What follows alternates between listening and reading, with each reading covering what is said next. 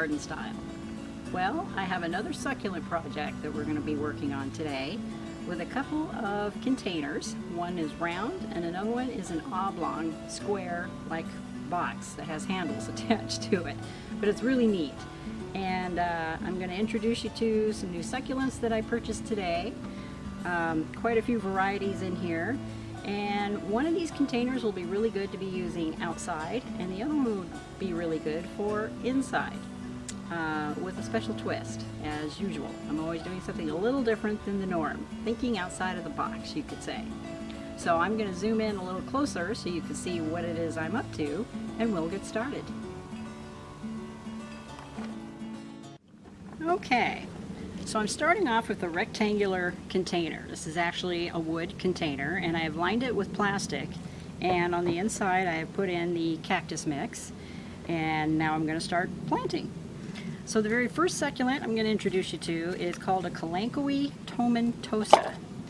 Really super cute succulent. It has very furry leaves on it, and I just adore them, and have a couple of them here that I'm going to try out. But what I'm going to do first is I want to add some lighting to this container.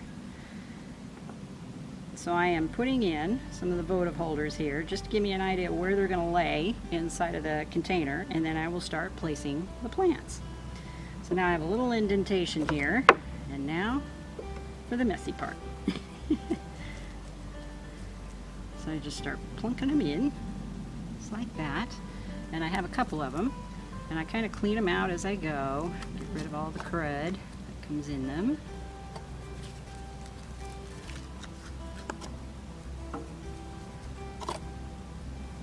Place a couple of these in there.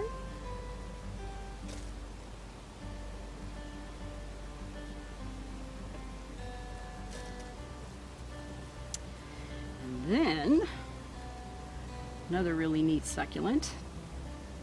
Kind of has long tubular type leaves on it, and this is a Crassula ovata gallum. It's quite a mouthful there for a succulent, but I like them because the leaves come up and they're kind of spoon shaped on the ends, and I of course will give you a much closer view of what they look like once I get them all in.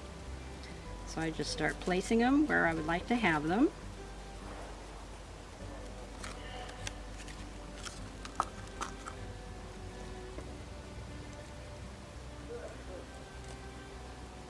Cool thing with succulents is they are just they're so easy and so forgiving. And I just place my little votives in there, make sure they're all going to fit like they should, just like that, on top of the soil. Okay, make sure I got my spacing in there. And then I have another really cool succulent, and this is actually a Haworthia. And there's a couple different ones. This is also a Haworthia, but you can see they're two different shapes. This particular one is a Haworthia cuspidata. Bear with me as I learn how to pronounce these names. And then I'm just going to plunk him in his own little spot over here. And don't be afraid to just kind of squish them in together. That's the cool thing with succulents, is they're very forgiving that way. And what I'm trying to do is add different textures in there and just mix them together. This happens to be a sedum, and they call this one lime gold. I just happen to like the color. And this one here is a pachysedum, and you can see the differences. You can see how they have different colors in them. So I'm going to go ahead and start my planting project here for this oblong box, and let you follow along, and you'll be able to see the end results. So here we go.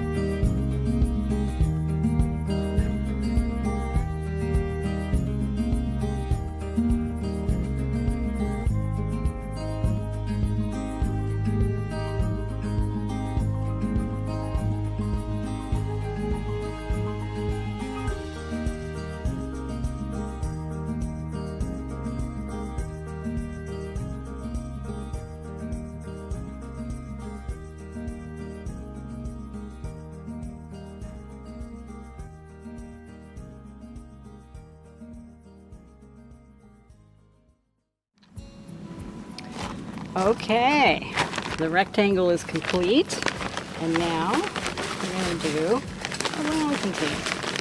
Kind of shallow, which is perfect for succulents. Soil in there.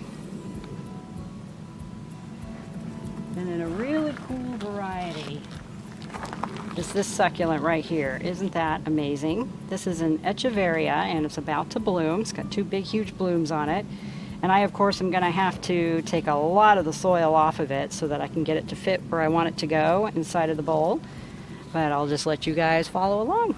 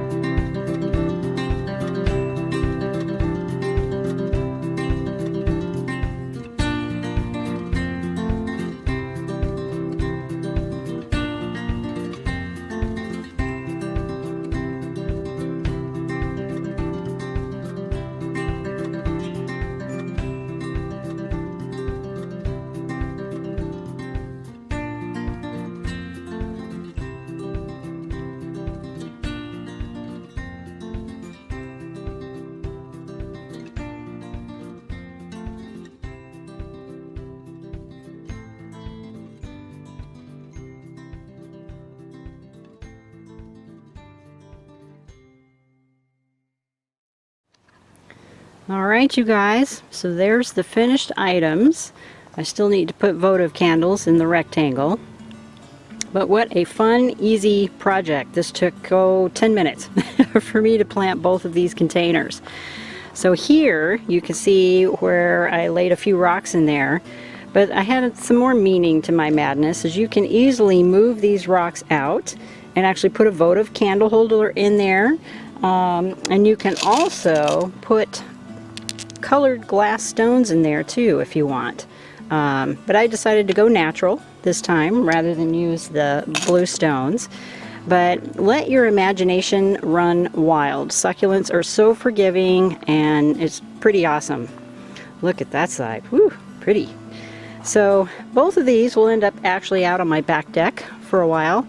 I'm going to be using this planter on my patio table, just because it has candles in it, and it just makes a really neat centerpiece no matter where you put it. So, you know, put it in the middle of your patio table or the middle of your dining room table. It'll work either way. But yeah, just a fun little project when it's super hot out, and super easy and super fun. Okay, and I will show you what this little rectangle looks like at night when it's all lit up. Alright you guys, there it is, the finished product. Just zoom in on it for you. So I've got it lit, but how fun is that? And then here's the other one. Beautiful blooms in there. And then I thought I'd pop in a surprise. This is a very unusual container that I found. Everything but the kitchen sink. And I did decide to put blue rocks in there just to make it look like it was full of water. And there's a little crystal hanging from the faucet just to make it look like it's dripping water. How fun is that? So think outside of the box, you guys. Find yourself some really cool containers and just start having a blast planting succulents. They will go in just about anything. And later on I will be showing you some terrariums and driftwood, some really cool ideas for planting succulents, as well as air plants. So there you go. Hope you enjoyed it. Now get out there and have some fun and go find yourself some fun containers. This is the time of year where you can still plant succulents. Alright you guys, we'll talk later. Alright you guys, I hope you enjoyed this video. There'll be lots more coming now that I'm finally on a regular schedule. But if you have any questions or comments, you can certainly get a hold of me at GardnStyleNW.com or my email at GardnStyleNwest@gmail.com. Your comments have been fabulous. You have kept me inspired. More and more subscribers have been signing up, and I really appreciate all of you tuning in. And hopefully I've given you some really good tips and, of course, some inspiration to get your hands dirty. Meanwhile, I will talk to you again next week. Bye for now.